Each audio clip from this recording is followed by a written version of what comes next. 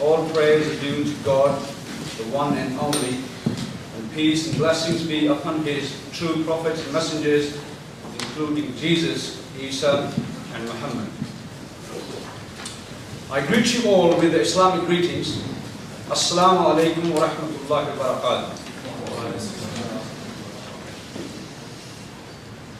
And hello and good evening. Does everyone understand that? Thank you.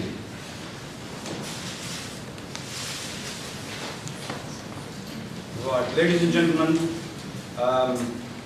welcome to the inaugural event of series with fearfully evocative title, The Americans Are Coming. I think they're already here. There's one sitting right next to me. A one-week debate series pitting American evangelical speakers of Acts 17 ministries with experienced Muslim speakers living in the UK to share thoughts, ideas, and present the case for their respective viewpoints in the presence of open criticism. By the way, my name is Riaz Uddin Ahmed, and I present a show on Iqra TV, which is called Good Morning with Iqra. You can only view it on Sky 826. It is my honor and pleasure to be here to chair this evening's event and open up the one-week series. I'll be moderating the discussion between the two esteemed guests. The series is hosted by MDI, which is Muslim Debate Initiative, and which is intellectual, political, theological initiative formed by experienced Muslim researchers, debaters, and speakers aimed at encouraging inter-community debate, discussion, and dialogue. MDI believes that only through frank and open debate can deeper understanding be gained, relations between different communities be improved, and hopefully the breaking down of prejudice and false conceptions. It is with this in mind that we invite our honored guests to come and present to you today's event, Trading Faiths, Why We Chose to Live and Believe. In today's event, we are kindly joined by our guest speakers, Paul, also known by his Muslim name Bilal, and Nabil Qureshi, on my right. Paul Williams is a former Christian who converted to Islam 3 years ago. He has studied both theology and philosophy at Birkbeck and Heathrow College at the University of London. Paul's research includes, but is not limited to, biblical studies, particularly the development of Christology, the historical Jesus and New Testament studies. Paul has been engaged in a number of interfaith dialogues with various denominations of Christians. He is an accomplished speaker in Muslim-Christian discourse and gives a number of lectures in Regent's Park mosques on the subject. He actively blogs on Islam and Christianity, and his writings can be viewed at bloggingtheology.wordpress.com. Can everyone hear me clearly at the back? Thank you. And Nabil Qureshi is a Christian apologist who converted from Qadianism in 2005. His conversion was a result of investigating the evidence from Christianity and Islam, as well as spiritual journey involving dreams and visions. He has since attained his master's degree in Christian apologetics from Biola University and his medical doctorate from Eastern Virginia Medical School. He lives with his wife Michelle in Virginia. The event will proceed as follows. Open presentation by both Muslim and Christian speakers on the reasons why they left their past beliefs and embraced the ones they currently profess. This will be for 30 minutes each. Further observation by both the Muslim and Christian speakers. This section is left open for speakers to further clarify their presentations and or comment on the points made in the other speaker's presentation. This will be 15 minutes each. I would like to explain a bit about the rules this evening about the debate, which are: no one shall shout, heckle, jeer or disrupt the speakers while they are speaking. Anyone who wishes to make comments should save them for later during the audience participation session. Applause is allowed at the end of each speaker's discussion. Then there will be a break for 10 to 15 minutes. I wish it was longer than that. Back and forth discussion, which is open format discussion between both speakers for 30 minutes. Summary comments from each speaker, 5 minutes each. We should like to remind everyone that in accordance with the Islamic principles of Muslim Debate Initiative and the commonly understood principles of the etiquette of discussion, that we should respect everyone's right to hold opinions and express them, even the most unpalatable ones, and as long as they are expressed insincerely and for intellectual serious purposes, but not gratuitously. And in this respectful fashion, we hope you'll enjoy this evening and gain a deeper insight into the Muslim-Christian dialogue and debate.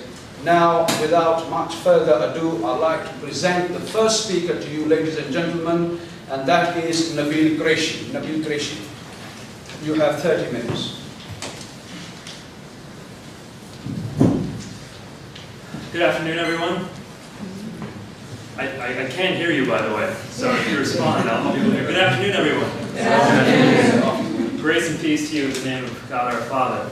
I have come from the United States, as has been adequately stated, and I do feel self-conscious about that because everyone here sounds so intelligent. When I talk to your British accent, it just makes you sound intelligent in my eyes, which I then wonder, on the flip side, does that make me sound like a Neanderthal to you? If I start talking real slow like an American, would you think of me as a stupid person? I don't want to come across that way, so I hope we can put race behind us. I hope we can put origin behind us. I hope we can put everything behind us and just focus on the words that we have to say today. Because you see, two men are here before you today. Paul Williams, who used to be Christian and is now Muslim, and me. I used to be Muslim and am now a Christian.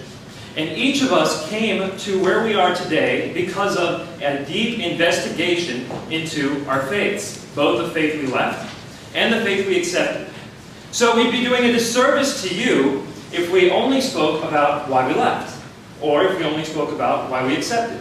We should have one set of criteria which we apply for investigation to both the faith we left and that very same criteria to look into why we accepted another faith. Having double standards is not what we should do on the day of a debate.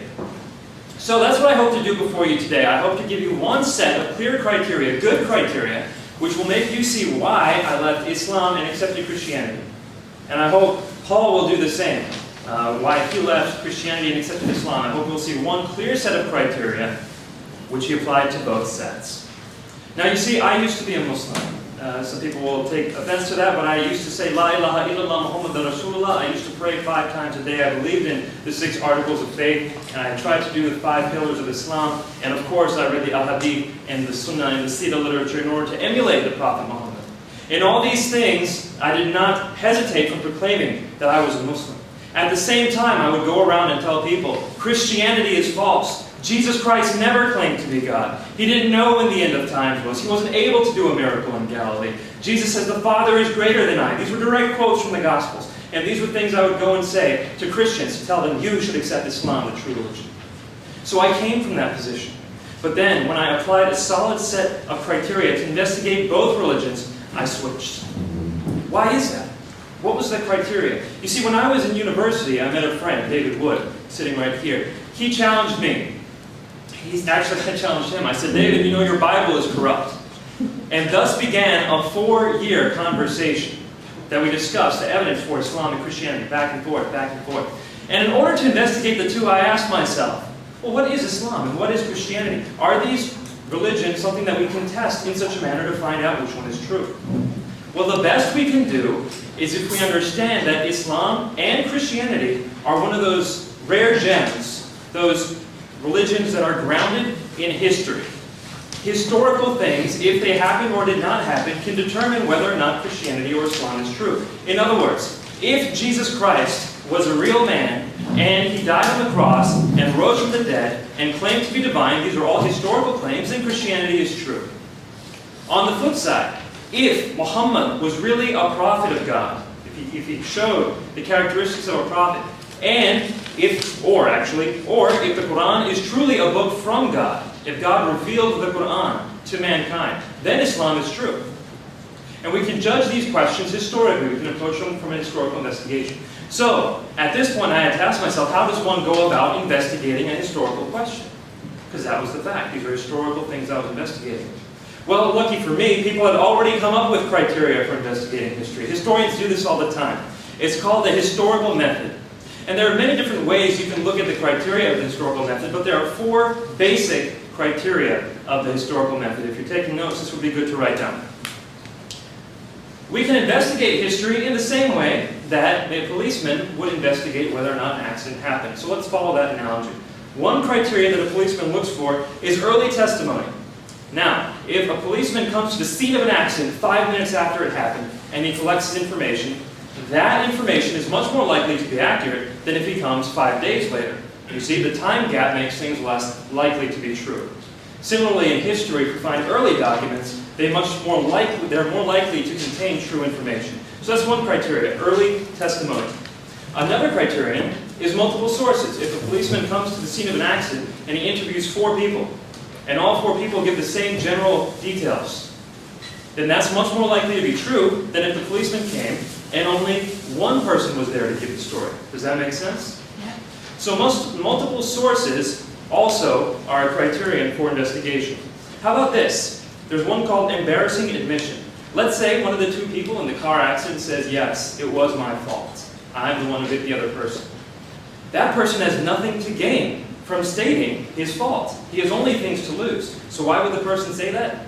Well, to tell the truth. So embarrassing admission from history, if we see something historically that is an embarrassing statement that someone does not have anything to gain from making up, then that makes the story more likely. And the 4th criterion that I would like to share with you is called enemy attestation. Let's say the person said, yes, it was my fault, I crashed into him, but it wasn't because I was on the cell phone.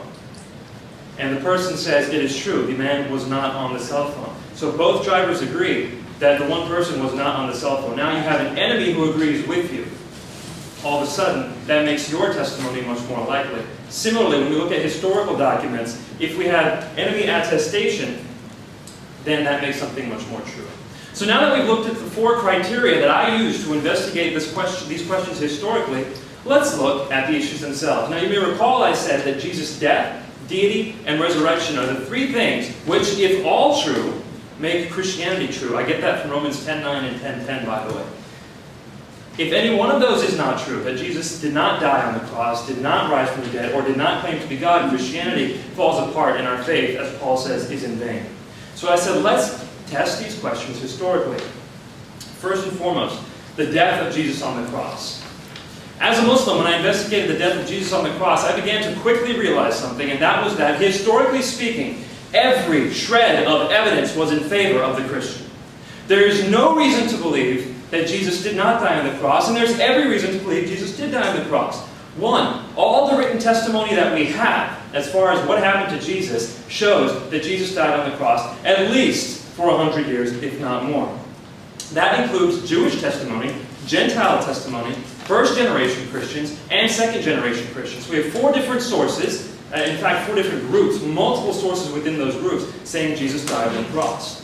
Again, now let's look at early attestation, that was one of our criteria. That is also overwhelmingly in favor of Jesus' death on the cross. The first time someone says Jesus does not die on the cross is in the late 2nd century. And they say he didn't die on the cross because he was too divine to have a body. So it's a long time before someone says, oh, Jesus was a prophet who did not die on the cross. A long, long time.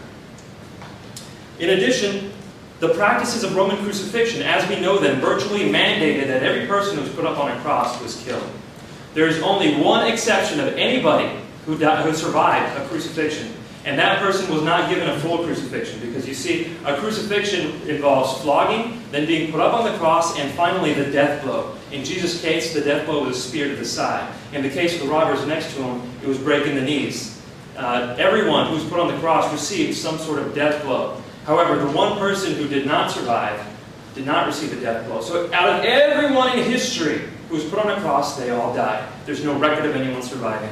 The only person who survived did not receive a full crucifixion, as Jesus did.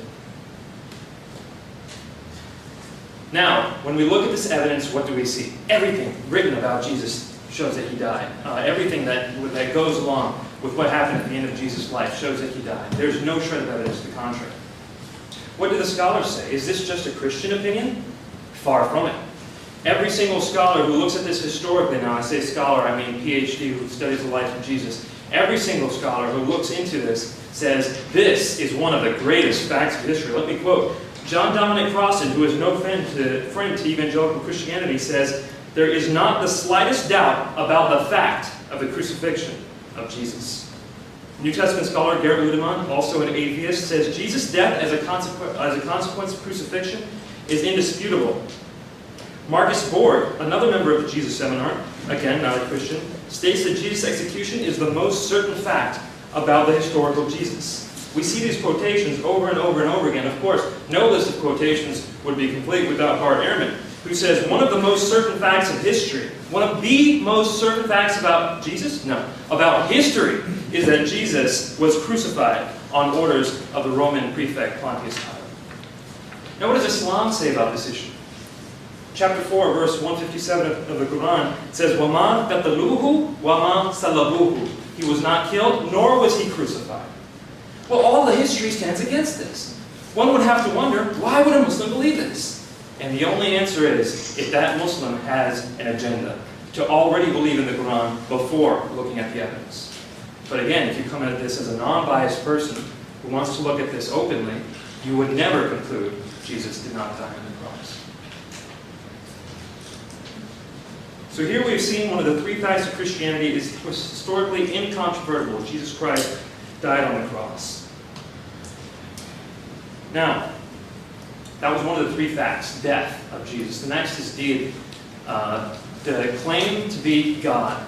This is also an extremely strong claim in the Christian doctrine. We see that Jesus, from the earliest time, has what's considered the highest view of deity. The Christians who come away from Jesus' life proclaim him as God from the very beginning. One of the ways we see this, by the way, I would love to go more in depth on this. I've done debates for hours long on the question of Jesus' deity, but we have to be really quick here. So let me just give you one account of how we know Jesus claimed to be God. In three of the Gospels, the Synoptic Gospels, Jesus comes before the Sanhedrin, the ruling class of the priests. And Caiaphas, the chief priest, asks him, "Who are you? Are you the Christ, the Son of the Blessed One?" Finally, someone with authority pins Jesus to answer this question, "Who are you? Are you the Christ, the Son of the Blessed One?"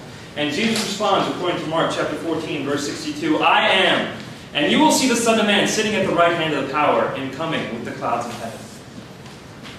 Now to us, this might sound kind of cryptic. What does he mean? But to the Sanhedrin, it wasn't cryptic at all. They immediately tore their robes, which is a sign of blasphemy being committed in their presence. And they said, "We have no further reason to question him. You have all heard the blasphemies for yourselves." So whatever Jesus said by saying that was such a clear claim to deity that no one had any question about it. Well, what did he say? I would say that there are found in the statement in Mark 3 references to deity, but I'll focus on one. Son of Man coming with the clouds of heaven. If we look in the book of Daniel chapter 7 verse 13, Jesus gives a claim. Jesus is referring to that man, the Son of Man coming with the clouds of heaven. Daniel says, "In my night visions I looked, and behold, one like the Son of Man was coming. And to him was given glory, power, and dominion. The people of every nation and every tongue might serve him." Wow. Wow. In the Old Testament, we have a vision of God. Daniel said, "I saw in the night visions the Ancient of Days being worshipped by angels. And then one like a Son of Man approached him. And to that man was given glory and kingdom and dominion. And people of every nation and tongue served him." Jesus is claiming to be a man who approaches God, and people throughout all of time are going to serve him in heaven, which is his. He has dominion over it for all eternity. And that word serve, by the way, is extremely important. The Greek word there is the word latruo, which, when looked in the Septuagint and in the New Testament, can be found to be a service given only to God. It's found just over 130 times. Every single time, it's a service given to God. The only times it's not is when God gets extremely angry, and that's in the book of Romans, because someone else gave latruo to humans. So that's what we have. Jesus claims the things that belong only to God. This is found so clearly that the people said, what more reason do we have to question him? Jesus didn't just call himself the Son of Man there. By the way, that's called the apocalyptic Son of Man. The Son of Man will come at the end of time. Jesus claims to be him. But he also claims to be the apocalyptic Son of Man in all four Gospels. And if any of you are interested in critical studies of the Bible, the Gospel of Q also includes Jesus as the divine Son of Man, the apocalyptic Son of Man. And not only do we have it in one type of statement, parables, but we also have it in multiple types of statements, didactic statements, as well as apocalyptic statements. In three different ways, in all five sources, Jesus makes a claim to be a man who will receive service due only to God. That is extremely powerful. There's so much more about deity. I can tell you what the New Testament says about Jesus being the Savior, being light, being the judge, being the glory of God, the Alpha and Omega, the Redeemer, the forgiver of sins, the creator of man, the creator of angels, worshipped by men, worshipped by angels, for all time in the universe he created, and every knee will bow of those on heaven and on earth and under the earth, and every tongue confess that Jesus is Lord. These are what the earliest Christian documents say about Jesus. And we can go into this in depth, and I know Paul will. But I'm telling you, it is so clear that Jesus claimed to be divine, it is astounding. Finally, Jesus' resurrection. Remember, I said there are three things we have to look into. His death on the cross, incontrovertible. His claim to be divine, extremely probable. And also, his resurrection from the dead. Now, when scholars study the life of Jesus, the historical Jesus, they come up with many facts that they virtually all agree on. Now, am I talking just Christian, evangelical Christian scholars? Far from it. I'm talking about skeptical scholars, atheists, agnostics, liberal Christians, as well as conservative Christians. There are some facts that virtually all scholars agree upon. The first and foremost of those is that Jesus died on the cross. Of course, who doesn't? The second fact is that the tomb was empty. The tomb was empty on the third day. The third fact, that Jesus' disciples believed they had seen the risen Jesus. Now, not necessarily that they had, but they at least believed that they had seen the risen Jesus. And fourth, that Jesus' enemies believed they had seen the risen Jesus. Now, by enemies, we mean at least two, Paul, formerly known as Saul, and the other being James, the brother of Jesus. Both of these are portrayed as being enemies of Jesus at some point, and then later coming around and saying they believed to have seen the risen Jesus. Now, what can explain these four facts? What can explain these four facts that virtually all scholars agree upon? I posit that nothing except the resurrection can fill those four facts without strain. We can come up with alternate theories, and scholars have. They've tried to say that people hallucinated. Well, if people just hallucinated the return of Jesus, why was the tomb empty? Or, why was it that Jesus' enemies saw the risen Jesus? Why would an enemy want to see someone return? It doesn't make any sense. It doesn't fit the psychiatric profile of someone who hallucinates. Now, I find a problem with the Islamic version of what happened at the death of Jesus, and this to me is extremely important. If Jesus did not die on the cross, and he did not rise from the dead, then what happened to the disciples? Now, look from the Islamic perspective. These disciples, according to the Quran, are good people, and they're going to be superior than their enemies. For example, chapter 61 of the Quran, verse 14, Jesus, the son of Mary, said to the disciples, "Who will be my helpers?" The disciples said, "We are God's helpers." Then a portion of the children of Israel believed, and a portion disbelieved. And we gave power to those who believed against their enemies, and they became the ones that prevailed. So wait a minute. In the Quran it says Jesus' disciples, the ones who believed, prevailed. Well, wait a minute. What we know from history is that no one came out of Jesus' life proclaiming Jesus as just a prophet. No one. There's no record of a single person leaving Jesus' life saying this man was just a man. Not one. The Jews said he claimed to be God, that's why they killed him. The Christians said he claimed to be God, that's why they worshipped him. No one came away saying he was just a man. So the disciples were entirely inept, even though the Quran says they weren't going to be. And the Quran also says a similar thing in chapter 3, verse 55. By the way, we don't have time to get into that. So, despite what the Quran says, the Islamic view of the disciples mandates that they were totally inept. But let's go on. If the disciples were inept, then what does that make Jesus? Jesus came, according to the Islamic view, Jesus came as the Messiah and accomplished nothing. No one came away from Jesus saying, La ilaha illallah. They all came away saying, You are Lord. They all came away bowing down to Him. If He proclaimed any sort of message that looks like a Muslim Islamic message, it was lost immediately. So what does that make Jesus? Entirely incapable, according to the Islamic view. Well, now we have incapable disciples, despite what the Quran says, and incapable Messiah, despite what the Quran says. Well, why would God, Allah, select an incapable Messiah and incapable disciples? Unfortunately, the Islamic view mandates that Allah Himself must be incapable. Why in the world would He pick a Messiah and disciples to spread a message that could not spread that message? I will leave this question to Paul. I, however, did not want to believe God was incapable. I did not want to believe the Messiah was incapable. And I did not want to believe the disciples were incapable. So I could not accept the Islamic version of the events at all. So this takes me through the three facts about Christianity: Jesus' death on the cross, His resurrection, and His claim to be divine. All of which I find to be extremely strong when you look with the four historical criteria that I provided. Now let's turn our eyes to Islam.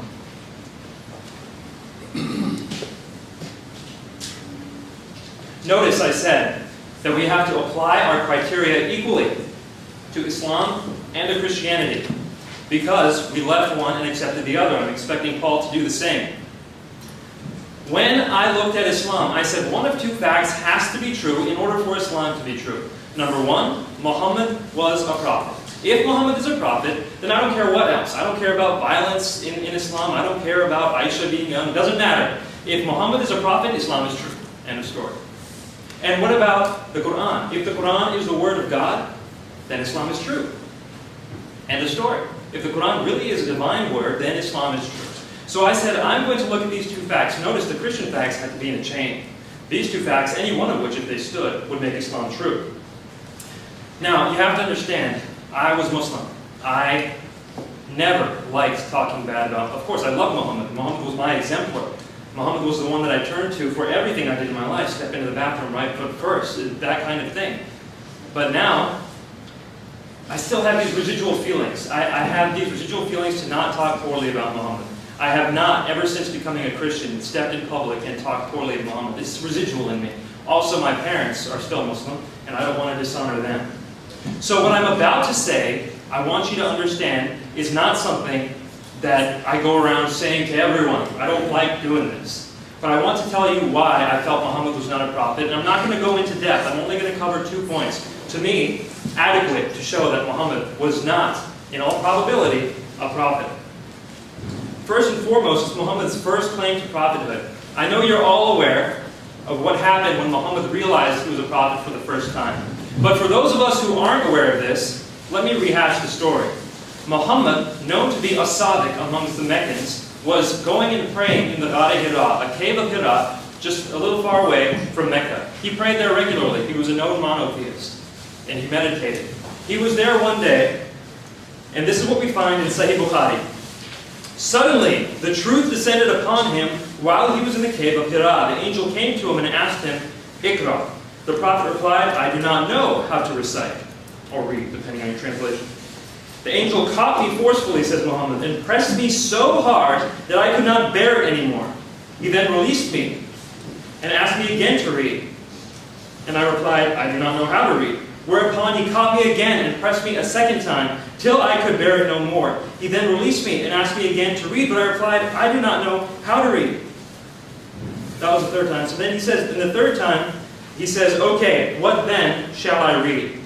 Thereupon the angel released him and said, Iqra bi-ismi rabbika allazi khalaq. Read in the name of your Lord who has created all that exists. Now, I look at this event and I say, what was this? Was this the way God approaches His prophets and says, you are my prophet, my chief prophet, the prophet to whom I'm going to give the one religion that will take over the world? Absolutely not. Every single time we've seen a prophet throughout history, do we ever see someone getting violently shaken, scared to the point where they say, okay. Never. This never happened. If I were Muhammad, I'll be frank, I would be extremely scared. Extremely scared that something evil was doing this to me. And in fact, that's what we see Muhammad saying. According to Ibn Ishaq, Sirat Rasulullah, he says, "Now none of God's creatures was more hateful to me than a poet or a man possessed. I could not even look at them. I thought, woe is me, because now I'm either a poet or a man possessed. Never shall the Quraysh say this of me. I will go to the top of the mountain and throw myself down, that I may kill myself and get rest." Wow. The earliest biography of Muhammad shows that as soon as Muhammad received his revelation, he thought he was a poet or demon-possessed and wanted to kill himself. Is that how a prophet receives revelation? Was this just found in Ibn Ishaq? No. If you're a fan of Sahih Bukhari, as I am, let me read to you from Sahih Bukhari. "The divine inspiration paused for a while, and the prophet became so sad, as we have heard, that he intended several times to throw himself down from the tops of high mountains. And every time he went to the top of the mountain in order to throw himself down, Gabriel would appear before him and say, 'O Muhammad, you are indeed Allah's apostle in truth,' whereupon his heart would become quiet and would calm down and would return home." Sahih Bukhari, the most trusted book of hadith, the top of Sahih Sitta, says Muhammad tried to kill himself repeatedly. Is this what we expect from the greatest prophet of all time? Now, I understand Muslims, you can say, well, this is Prophet Muhammad. Of course, he felt very scared when he received this revelation. But understand, to any non-Muslim looking at this, saying he thinks he's demon-possessed and wants to kill himself, this is the greatest prophet? This does not make any sense whatsoever. Now, I do have to say, like I've said many times, no prophet was like that in the Bible. Noah in Genesis 6 did not receive God's word like that. Abraham in Genesis 12 did not receive the word like that. Isaiah in Isaiah 6 did not receive the word like that. Mary in Luke 1 did not receive the word like that. And Jesus, of course, did not receive God's revelation like that in Mark 1. Is there anyone in the Bible who received the revelation like this? Well, there's only one person who fits this profile. There's a person who, when he came to his senses, became depressed, considered that he was possessed demonically, and then tried to kill himself. He, however, was successful, and his name was Judas. So the only parallel we have between Muhammad's inspiration and the Bible, which Muhammad says go to in order to see him, the only parallel we have is a man who was possessed by Satan. Am I saying Muhammad was Satan-possessed? No, I wouldn't say that. I don't have enough evidence to say that. But I am saying he does not look like the greatest prophet who ever walked the earth. That's one thing. The first initial revelation causes red flags in my mind to go off. What's the other? And I'm going to say this, and I'm going to say this solemnly, because when I saw this in the news, it scared me.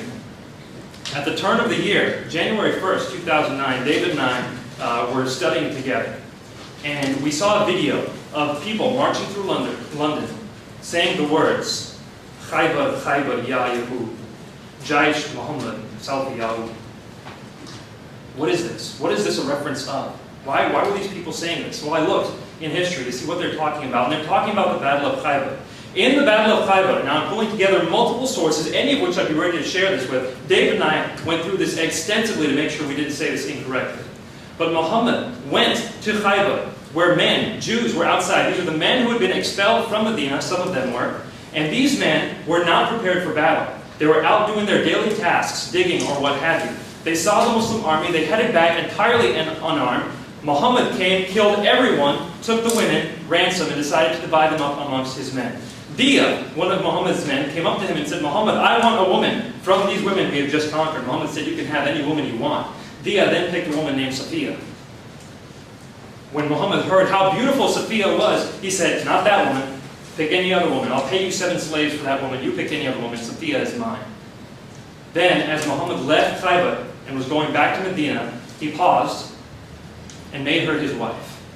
In other words, he took her to his tent. He did not wait for the period to be over. He immediately, by the way, that's a Quranic injunction, he broke the Quranic injunction, immediately took Safiya, and I think I can say this. If her husband had just been killed, which we know he had been tortured by Muhammad, her grandfather had just been killed, her brothers had just been killed, and her friends had just been killed.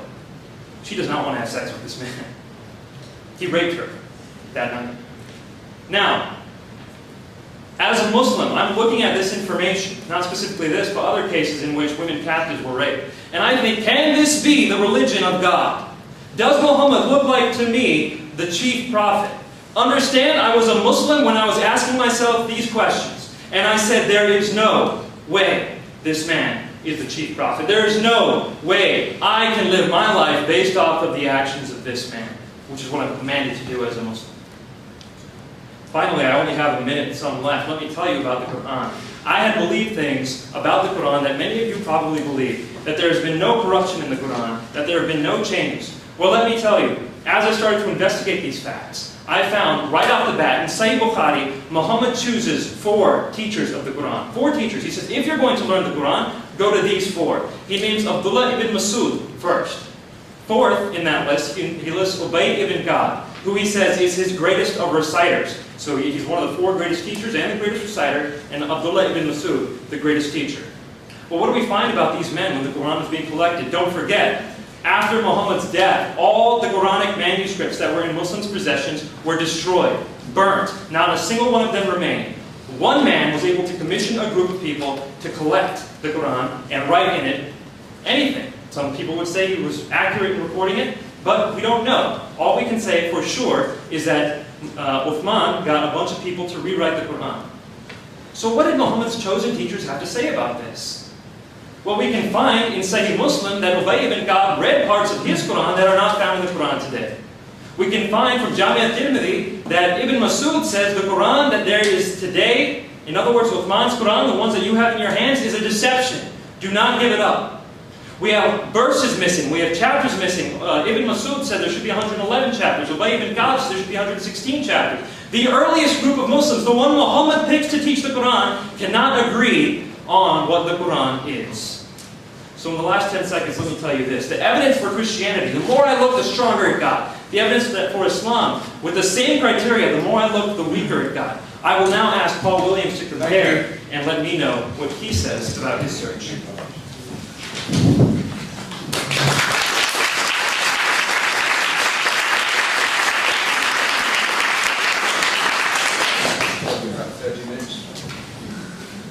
I'll start by standing and then I might sit down if I feel like it. So, yeah, whatever I feel comfortable with.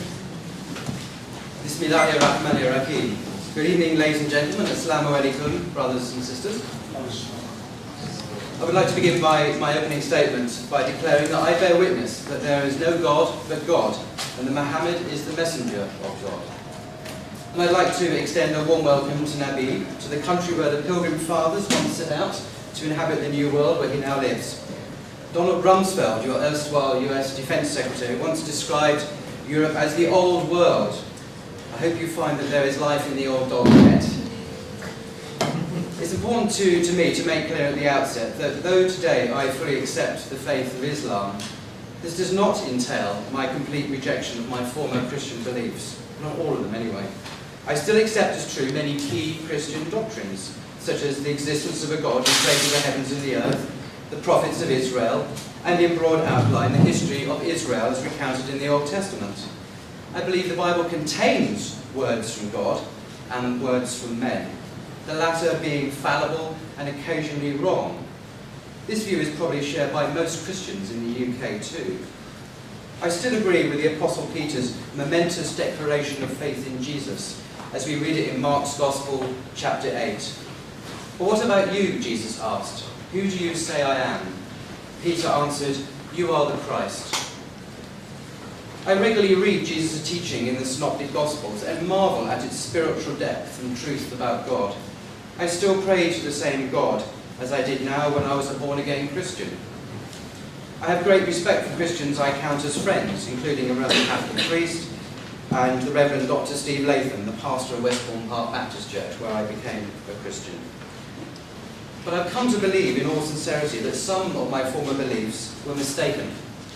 And Christian biblical scholarship has been pivotal in my change of views about Jesus, the Bible, and about Islam.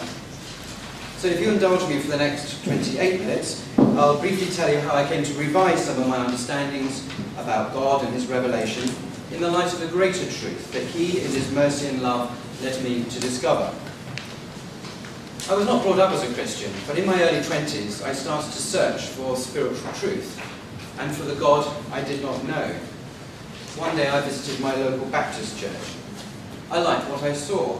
people who really believed God was alive, who loved and cared for them. God, they said, guided their lives and answered their prayers.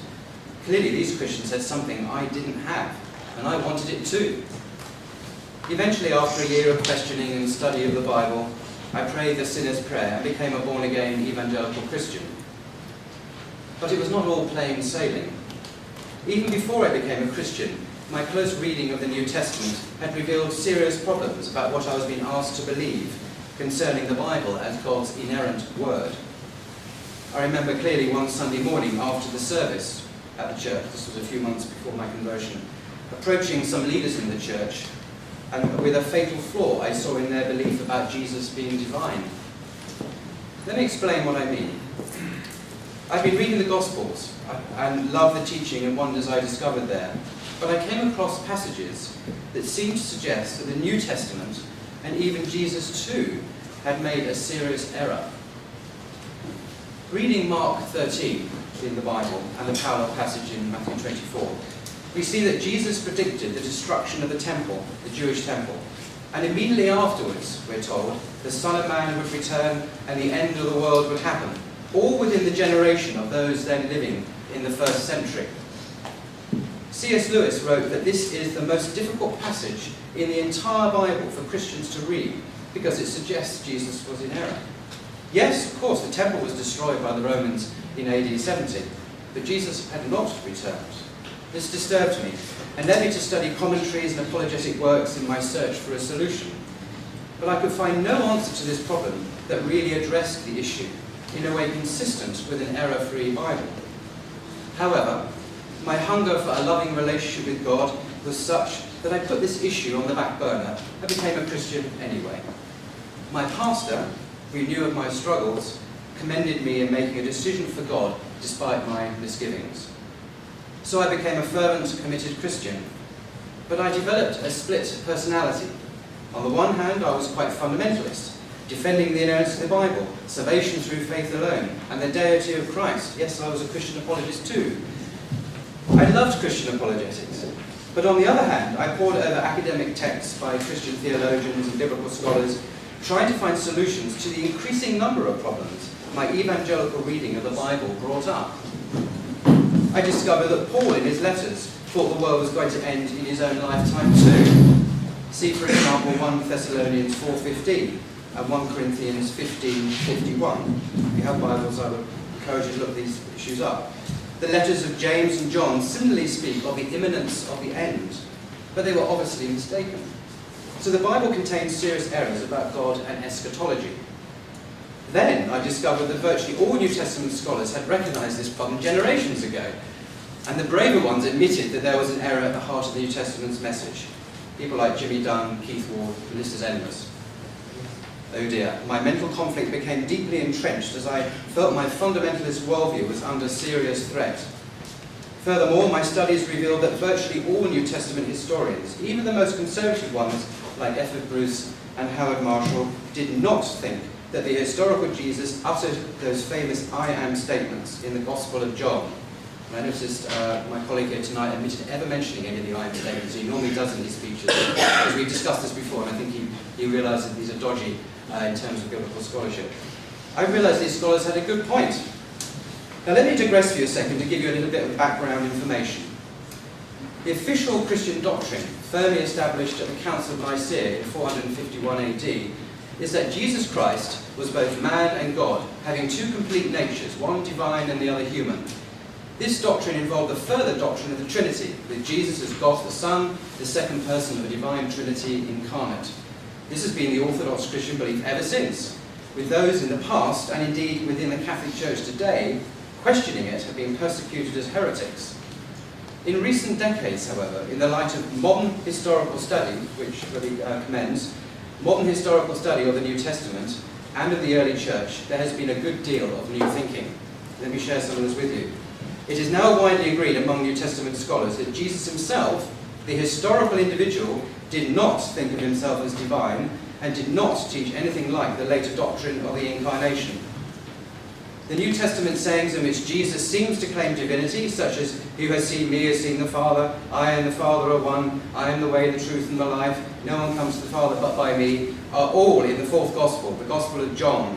And it is widely agreed they cannot responsibly be attributed to the historical Jesus, but are words put into his mouth by a Christian writer around the end of the first century, some 70 or so years after Jesus' lifetime, expressing the developing faith of some parts of the church at that time. Now, there's no reason why you should be familiar with the names of contemporary Christian biblical scholars, but let me just quote a few for you. The ones I shall quote are all convinced believers in the orthodox doctrine of the Incarnation. But nevertheless, they do not believe, strangely, that Jesus himself taught it. Referring to the fourth Gospel sayings which I've just cited, the doyen of conservative New Testament scholars in Britain, Professor Charlie Moore of Cambridge University, who's also a guest lecturer at the London Bible College, or the London School of Theology as it's now called, he wrote this: "Any case for a high Christology," he means by that one affirming Jesus' divinity, "any case for a high Christology that depended on the authenticity of the alleged claims of Jesus about himself, especially in the fourth Gospel, would indeed be precarious." That's in his book, The Origin of Christology, page 136.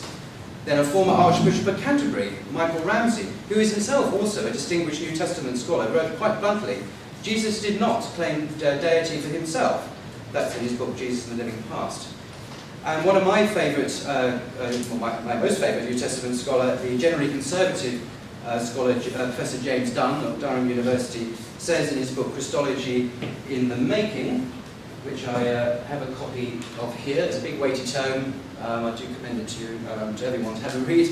He says in this particular book, what's he say? Right, he says there was no real evidence in the earliest Jesus tradition of what could fairly be called a consciousness of divinity. Christology in the Making, page 60. Right, it's in the book. Indeed, in the earliest Gospel, that of Mark, Jesus is reported of saying, "Why do you call me good? No one is good but God alone." Mark 10:18. I now come to the term the Son of God, absolutely central to Christian thinking about Jesus. Again, modern historical scholarship has thrown important light on this term. We now know that the term Son of God was a familiar metaphor within Judaism. Israel as a whole was called God's son. Adam was called God's son. The angels were called sons of God. The ancient Hebrew kings were enthroned as Son of God. And we have in the Old Testament the enthronement formula, "Thou art my son, this day I have begotten you." Psalm 2, verse 7. And indeed, any outstandingly pious Jew could be called a son of God, meaning someone who was close to God, doing God's will, perhaps with a special mission from God. But within Judaism, this was quite obviously a metaphor. Jesus himself used it in this way when he said that we are to forgive our enemies so that you may be sons of your Father who is in heaven. Matthew 5:45.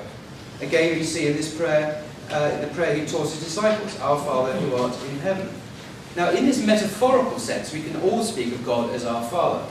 But what happened in this period between Jesus' lifetime and the full development of the Trinitarian doctrine is that the metaphorical Son of God was transformed in Christian thinking into the metaphysical God the Son, the second person of the divine Trinity. It is this development that is being questioned by so many Christian thinkers today. And let me read you from Tom Wright. Tom Wright is another favourite biblical scholar of mine, currently Bishop of Durham. He's written a recent commentary on Matthew's Gospel. Let's see, just a very quick quote, what he has to say about the Son of God, the term the Son of God in the New Testament. This is the book, Matthew for Everyone, by Tom Wright. He's a great writer. He's a really great guy. I actually like Tom Wright a lot. Anyway, he says this about Son of God. Originally a title for Israel, Exodus 4:22, and the Davidic King, Psalm 2:7. Also used in ancient angelic figures, Genesis 6:2. By the New Testament period, it was already used as a messianic title, for example, in the Dead Sea Scrolls. There, and when used of Jesus in the Gospels, for example, Matthew 16:16, it means or reinforces Messiah, without the later significance of divine. It's the Son of God we're talking about here. Okay? It's a top evangelical scholar. However, already in Paul, the transition to the fuller meaning, as Tom Wright calls it, one who is already equal with God, and who was sent by him to become human, to become the Messiah, is apparent without the loss of the original meaning of Messiah itself, as we see in Galatians 4:4. That's the quote there. So he is alert to this transition from the original context to then Paul, his whole heightening sense of divinity. It's not in the original concept. Now, within the very early church, a division soon began between the original Jewish Christianity based in Jerusalem, which continued for a while as a new movement within Judaism, seeing Jesus as a human being with a special divine calling, and on the other hand, the Pauline development, which took the Jesus movement far beyond Judaism into the Hellenistic world and exalted Jesus to divine status. From then on, the dominant Christian theology was done in Hellenistic terms, leading ultimately to the Council of Nicaea. Now, I'd like to share with you that recent studies have demonstrated extraordinary convergence between the historical picture of Jesus produced by biblical scholars and the Jesus of the Quran. This similarity has not gone unnoticed in two significant recent works by New Testament scholars. The first one I want to refer to is Jeffrey J. Butts, who's Professor of World Religions at Penn State University and an ordained Lutheran minister. His book is entitled The Brother of Jesus and the Lost Teachings of Christianity, and I do recommend you read this excellent book. And he is a Christian, as I say. I just want to read you what he says about this. The doctrine of the Incarnation is also the great wall that separates Muslims and Christians. Most Christians today are completely unaware that Muslims highly revere Jesus and honour his teachings. They even believe in the virgin birth. But like their Jewish cousins, the strict monotheism of Islam could never accept the key Christian dogma of the Incarnation and the Trinity. It is therefore potentially significant for interreligious dialogue today that one of the firm conclusions of modern research into James, this is the brother of Jesus, this book is about James, has revealed that neither Jesus' family, nor the apostles, nor his Jewish disciples believe that Jesus was literally God. They believe that Jesus was the Davidic Messiah, adopted by God as his son at his baptism by John, but still a human being. That the earliest Christian doctrine was in no way incompatible with Jewish doctrine is evidenced above all by the fact that the Jews in Jerusalem continue to accept Jesus' followers as fellow Jews. In fact, they saw them as being particularly rigorous and pious Jews. It is more than intriguing that the Muslim understanding of Jesus, says this Christian scholar, is very much in conformity with the first Christian orthodoxy, the original Jewish understanding of Jesus.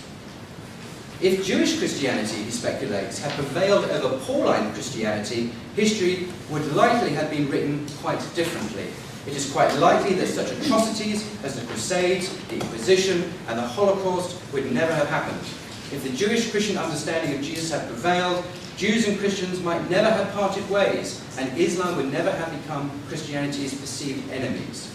To this day, it is the refusal of Jews and Muslims to accept the full divinity of Jesus that makes them pagans and heathens in the eyes of many Christians. There is another work, also by James D. Tabor, Professor of Religious Studies at the University of North Carolina. In his book, The Jesus Dynasty, he has a study of Jesus and the New Testament. His comments are also worth repeating. These are books published in the last 1 or 2 years. He says, as we know, Muslims do not worship Jesus, nor do they consider him divine, but they do believe that he was a prophet or messenger of God and is called the Messiah in the Quran. However, by affirming Jesus as Messiah, they are attesting to his messianic message, not his mission as the heavenly Christ. Then he continues, there are some rather striking connections between the research I presented in the Jesus Dynasty, this book, and the traditional beliefs of Islam. The Muslim emphasis on Jesus as a messianic prophet and teacher is quite parallel to what we find in the earliest historical sources in the New Testament. To be the Messiah is to proclaim a message, but it is the same message as proclaimed by Abraham, Moses, and all the prophets. Islam insists that neither Jesus nor Muhammad brought a new religion. Both sought to call people back to what might be called the Abrahamic faith. This is precisely what we find emphasized in the New Testament book of James. Like Islam, the book of James, and the teaching of Jesus all emphasize doing the will of God as a demonstration of one's faith. Okay. And the last bit. Christianity, we know from our earlier sources, represents a version of the Jesus faith that can unite rather than divide Jews, Christians, and Muslims. If nothing else, the insights revealed through an understanding of Jesus can open wide a new and fruitful door of dialogue and understanding amongst these three great traditions that have in the past considered their views of Jesus to be so sharply contradictory as to close off discussion." End of quote. The only significant point at which most New Testament scholars differ from the Quranic account of Jesus is in his crucifixion. As you know, the Quran says, and my colleague didn't give the whole verse, unfortunately, and left out a very important point from the Quran, says in 4157, "They neither killed him nor crucified him, though it had so appeared to them." But as the distinguished Christian theologian John Hick pointed out in a recent lecture to the Iranian Institute of Philosophy, and I'll quote it for you, "Historically, it is very difficult to dispute the Quranic verse, since presumably it would not be possible for observers at the time to tell the difference between Jesus being crucified and his only appearing to be crucified, unless what is suggested is that someone else was crucified in his place." How much time have we got left? 12 minutes. Let's return. 22 minutes. 22 minutes. Yes, sorry. 12 minutes. Just 12 minutes, okay. Right, let's return to the Gospels. The leading expert on the canonical Gospels, a guy called Reverend Dr. Richard A. Burridge, who's Dean of King's College just down the road here, says this about the Gospels. "Some modern studies assume that if there is fiction in the Gospels, then they are inauthentic or unreliable.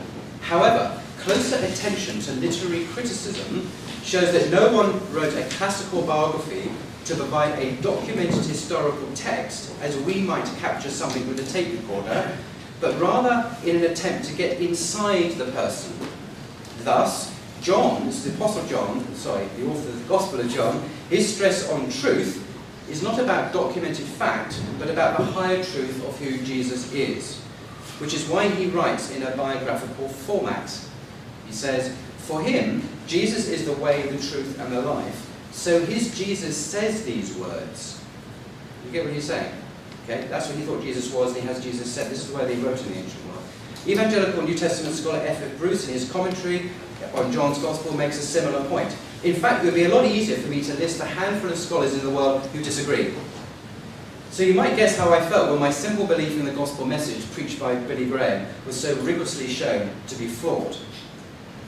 Unfortunately, the problems continue to pile up. Literary analysis suggested that Moses did not write the first 5 books of the Bible, as evangelicals claimed.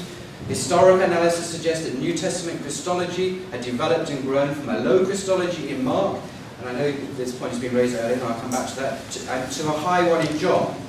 An honest reading of the Bible indicated that it wasn't error-free after all. There are clear contradictions, especially in the Old Testament. See, for example, the numerical contradictions between Ezra 2 and Nehemiah 7. New Testament scholars convincingly demonstrate that the original disciples of Jesus did not hold the Trinitarian beliefs of the later councils of Nicaea and Chalcedon, and the earliest teaching of the apostles in the book of Acts didn't seem to indicate a divine Jesus at all. In fact, Jesus is commonly spoken of as a servant of God, like David, as a man through whom God worked miracles, Acts 2:22, and a man God made both Lord and Messiah, Acts 2:36. A man whom God made both Lord and Messiah, Acts 2:36. Furthermore, I discovered that the New Testament contains books like 1 and 2 Timothy, Titus, 2 Peter, that were forged in the names of the apostles by writers who lived decades later. So how can I trust a book that contains forgeries? Also, the book of Hebrews was not written by Paul, despite being included in the canon by the early church, because it was believed to be written by him. So one day, several years ago, I decided to be ruthless with myself. In the quest for the truth, I decided to put on one side my evangelical beliefs and look again as objectively and honestly as I was able at the foundations of my faith. Wherever the truth led, I would follow it. At the same time, in a new spirit of openness, I decided to look at Islam. Now, why Islam? Well, as a conservative Christian, I had become deeply Islamophobic. I literally feared Islam and Muslims. There's a Muslim halal shop in Maida Vale where I live that I chose to boycott simply because the Muslims who ran the shop had beards, a sure sign they were extremists. I didn't want to give any money to what might be an Al-Qaeda outfit. This is what I thought. This is true. Okay? The first people to hear this in public. You'll be horrified, unfortunately, to know what many white English people really think about Islam behind closed doors. And that's another story for another day. So, in a new spirit of open inquiry, I was applying to Christianity. In the spirit of open inquiry, I was applying to Christianity. I decided to confront my ignorance of other religions and my fear of Islam by taking the trouble to investigate this strange religion. Was it really a terrorist ideology? What did those Muslims really believe? So one day, by the grace of God, I walked uninvited into my local mosque in Regent's Park. I bought an English translation of the Quran, read it from cover to cover, met practicing Muslims, and attended the Islamic circle there. To my utter amazement, I stumbled across a religion I never knew existed. A faith of beauty, spiritual depth, and intellectual power. I never expected that. Now, I'd like to read you a short poem, and it is short, by Rumi, the greatest mystic poet of Islam and perhaps the world. Rumi was born in what is now Afghanistan in 1207. Rumi's work is now as famous in the West as it has been in the East, cherished by all seekers on all paths. In the Islamic world, he is the most widely read author after the Quran itself. I'm just going to read, the poem is called The Best Customer. I don't know if you're familiar with it, but this is how it goes. Thank you. Yes. The Best Customer. If you want a customer who will pay in gold, could there be a better customer than God, O my heart? He buys a dirty bag of goods, and in return gives us an inner light, lent from his splendour. He receives the dissolving ice of this mortal body and gives a kingdom beyond imagining. He takes a few teardrops and gives a spiritual spring so delicious, sugar is jealous at its sweetness. If any doubt waylays you, rely on the spiritual traders, the prophets. The divine ruler increased their fortunes so greatly, no mountain could bear what they'd been given. Quote from the Mathnawi by Rumi, and I'd like to give this book to my colleague as a gift. To learn about real Islam, not the Islam you may have heard of. So, to my surprise, what Islam says about the status of Jesus as a man commissioned by God is eerily similar to what I was coming to believe about Jesus from my intensive study of the New Testament. I came to realize at the heart of Islam is the same spiritual reality as proclaimed by Jesus, a God of grace and mercy and love, whom I can approach despite my many imperfections if I only turn to him with a penitent heart. As the Quran says, O my servants who have transgressed against their souls, do not despair of the mercy of God, for God forgives all sins, for he is truly the most forgiving, the most merciful. That's in 39:53. Eventually I came to accept that God has spoken to mankind through Islam too. I saw many examples of holiness of life I had seen in some Christians. Clearly God was blessing and guiding both groups of people. Now, Christianity rightly treasures Jesus and his teaching, though many go to excess in their veneration of him. But Islam treasures him too. And in addition, and this is the great unknown secret of Islam in the Western world, the wonderful treasury of teaching and the extraordinary life of the Prophet Muhammad. May the peace and blessings of God be upon him. So I see myself today, by the grace of God, as a better Christian than I was before. Jesus gave me the clue to understanding Muhammad. They were spiritual brothers, fellow prophets, and role models for us today.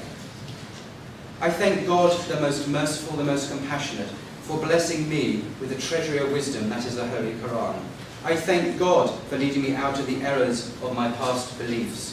And I thank God for not leaving me in ignorance of his other messengers and prophets.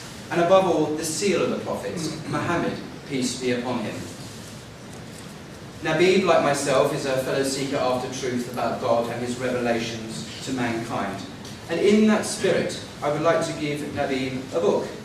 Another book. I have lots of books here to give away. No, I don't. The book is entitled The Nature of Biblical Criticism by John Barton, not a Muslim, He's a professor of the interpretation of Holy Scripture at the University of Oxford. This book has taught me a great deal about how to read the Bible intelligently, and I hope Nevi will enjoy it too. Thanks. That's it. I will.